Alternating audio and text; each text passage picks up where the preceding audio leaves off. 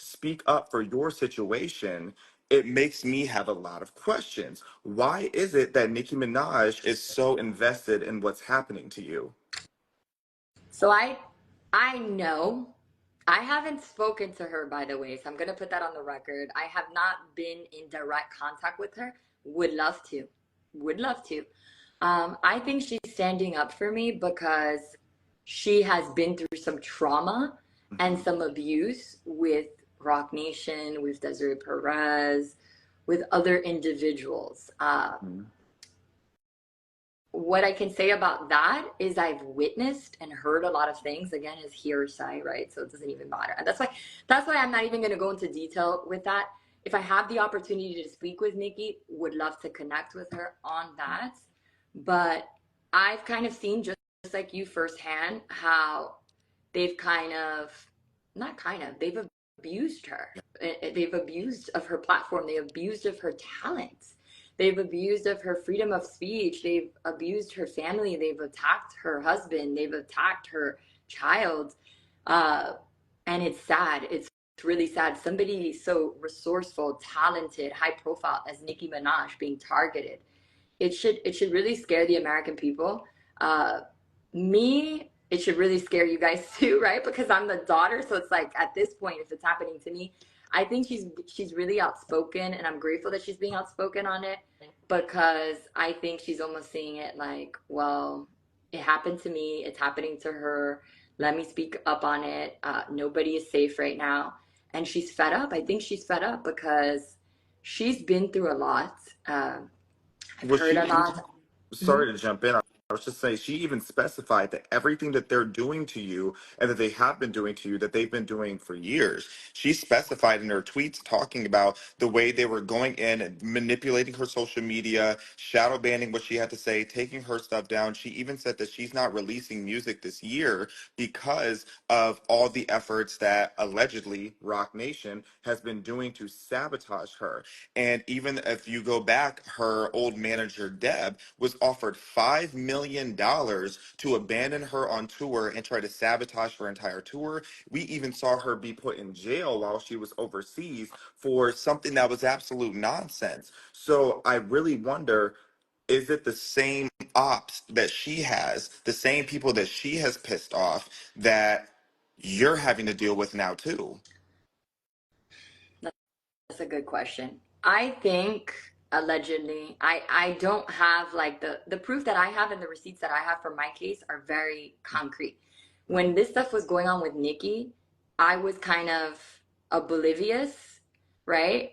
Because I was still very much had a relationship with my mother, so I was oblivious of the receipts that there may have been. So I didn't think to collect receipts or anything like that. I just heard a lot of stuff, right? Hearsay, which you know in a court of law, it doesn't hold any weight. So for my case, it's easier to speak on that because of the receipts.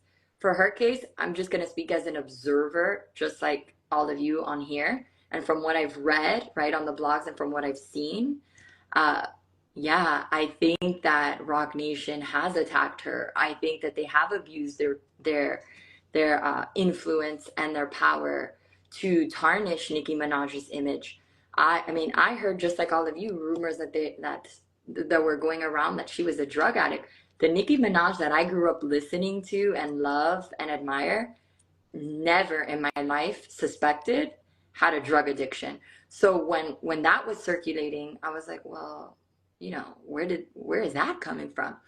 And then I was like, well, that's kind of far fetched. And then look at what happened to me. I got accused of being a drug addict as well. And I had the scientific proof. I'm sure Nicki probably has the scientific proof as well. I don't have her proof. I can't speak on her experience and I don't want to. That's why I hope to connect with her because would love to hear her firsthand experience on that. But as an outsider looking in with parallels to my case and some of the things I've read about her situation, it's concerning, it's frightening, and I do think there is enough to speculate allegedly that Rock Nation probably most likely abused their platform and their influence to kind of tarnish Nicki Minaj's image. Yeah. Mhm. It's, I mean, wow. Wow. As someone that has paid very close attention to everything that has happened to her, especially, I believe now 5 times, her home has been swatted, which this is such an issue when it comes to just the way that children are being harmed and traumatized in this situation. From everything that, I believe it was your nephew saw, everything that Nicki Minaj's son saw. Imagine being a toddler and you have the SWAT team coming in with guns because people are. I don't think that's a prank. I think that it takes something much more targeted to get the SWAT team to be showing up to your house, raiding your home when you're just sitting there minding your business in the middle of the night.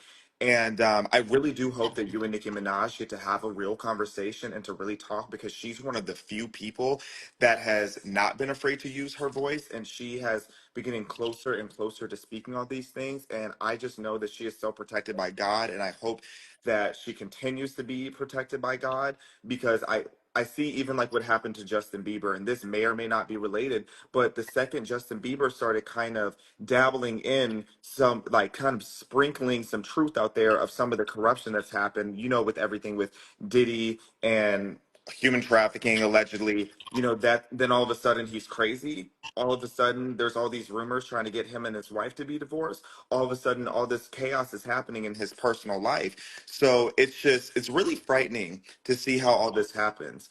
I want to ask just a bit more broadly, what are some of the tactics that Rock Nation allegedly uses to silence people?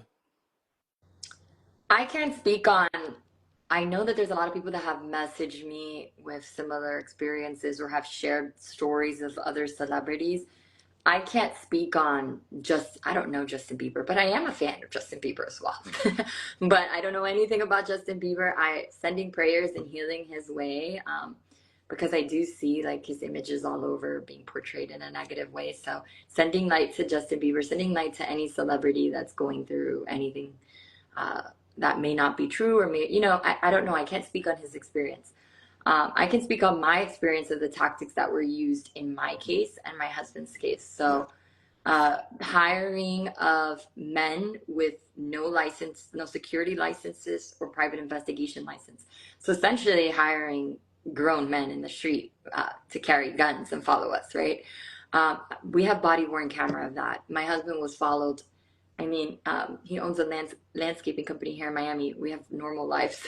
To hire somebody to follow him with a gun and show up to all of his clients' properties and commercial contracts and just watch and like follow, like in a way that he had to actually call the police, because he was like, if I get out or try to defend myself, then I'm gonna look like the crazy angry black man, right?